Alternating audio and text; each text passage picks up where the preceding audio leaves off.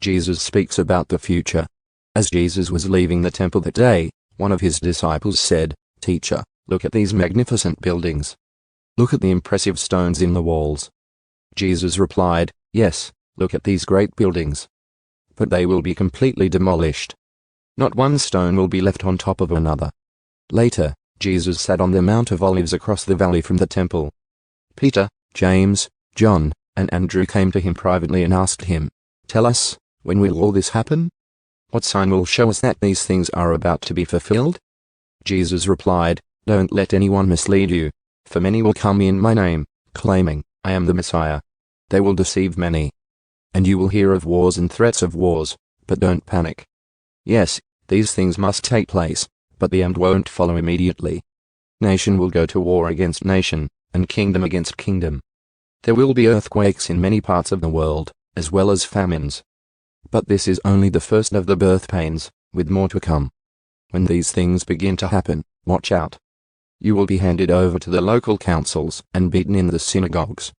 You will stand trial before governors and kings, because you are my followers. But it will be your opportunity to tell them about me. For the good news must first be preached to all nations. But when you are arrested and stand trial, don't worry in advance about what to say. Just say what God tells you at that time, for it is not you who will be speaking, but the Holy Spirit. A brother will betray his brother to death, a father will betray his own child, and children will rebel against their parents and cause them to be killed. And everyone will hate you because you are my followers. But the one who endures to the end will be saved. The day is coming when you will see the sacrilegious object that causes desecration standing where he should not be. Reader, pay attention. Then those in Judah must flee to the hills. A person out on the deck of the roof must not go down into the house to pack. A person out in the field must not return even to get a coat. How terrible it will be for pregnant women and for nursing mothers in those days. And pray that your flight will not be in winter. For there will be greater anguish in those days than at any time since God created the world. And it will never be so great again. In fact, unless the Lord shortens the time of calamity, not a single person will survive. But for the sake of his chosen ones he has shortened those days. Then if anyone tells you, "Look, here is the Messiah," or "There he is," don't believe it.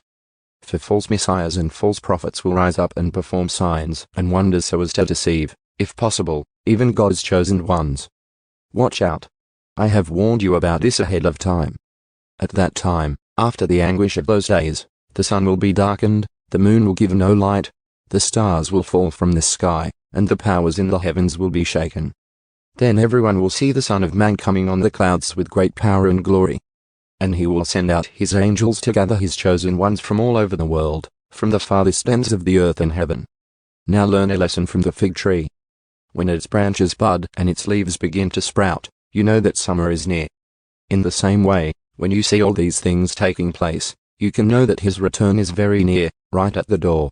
I tell you the truth, this generation will not pass from the scene before all these things take place. Heaven and earth will disappear, but my words will never disappear.